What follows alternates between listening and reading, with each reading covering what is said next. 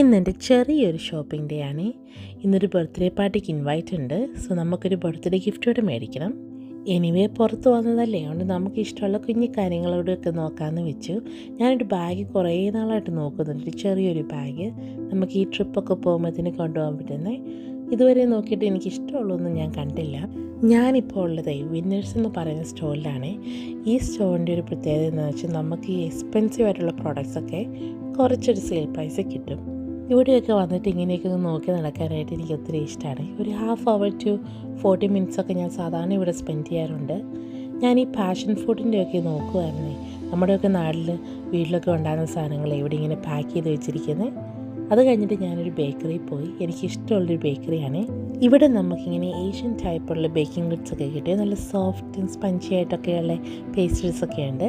അത് കഴിഞ്ഞിട്ട് ഞാൻ എനിക്ക് ഫേവറേറ്റ് ആയിട്ടുള്ള ബോബ ടീ മേടിച്ചുകൊണ്ട് വീട്ടിൽ പോയി.